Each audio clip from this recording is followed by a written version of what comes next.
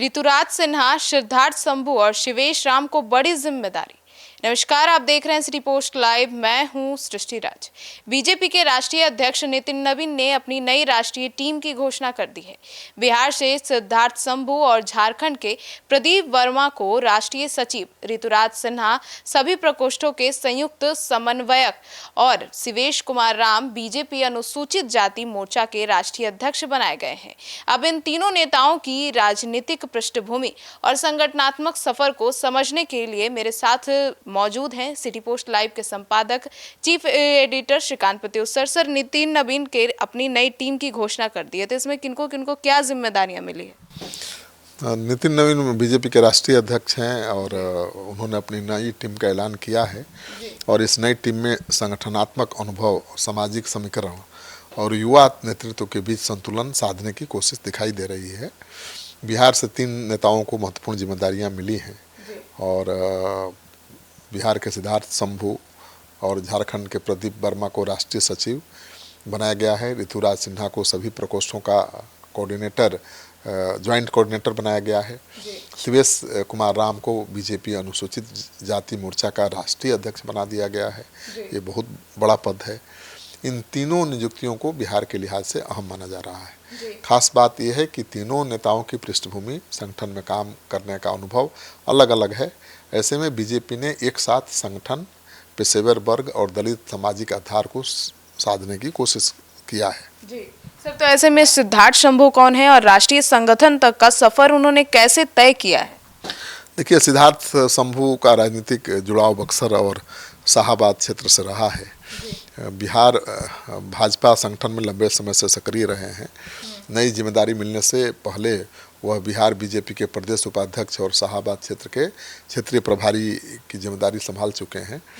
सिद्धार्थ शंभू को राष्ट्रीय सचिव बनाए जाने का मतलब है कि अब बिहार में संगठन चलाने का उनका अनुभव राष्ट्रीय स्तर पर काम आएगा या उसका बीजेपी इस्तेमाल करेगी। बीजेपी के राष्ट्रीय सचिवों की भूमिका में राज्यों में संगठनात्मक गतिविधियों की निगरानी, चुनावी तैयारियों और पार्टी के कार्यक्रमों को मजबूत करने जैसा काम शामिल होता है। तो उनके इस जिम्मेवारी को बहुत महत्वपूर्ण माना जा रहा है। सर, और ऋतुराज सिन्हा को तो कम उम्र में बहुत बड़ी जिम्मेदारी मिल गई।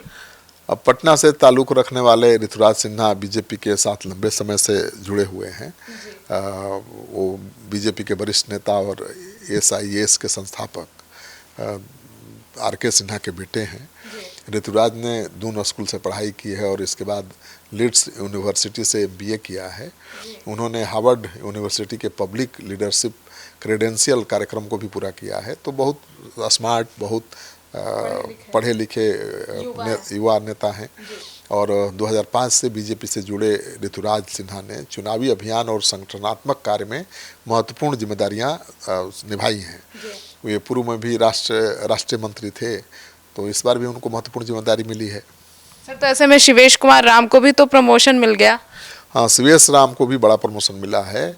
और शिवेश राम का राजनीतिक आधार भी रोहतास जिले के सासाराम क्षेत्र में रहा है और बीजेपी के दलित नेताओं में प्रमुख चेहरा हैं। बिहार बीजेपी संगठन में भी जिम्मेदारी संभाल चुके हैं। शिवेश राम पहले विधायक रह चुके हैं। 2025 में उन्हें बिहार बीजेपी की प्रदेश टीम में महामंत्री की बनाया गया था और 2024 के लोकसभा चुनाव में उन्होंने सासाराम लोकसभा सीट से बीजेपी के उम्मीदवार के तौर पर चुनाव लड़ा था।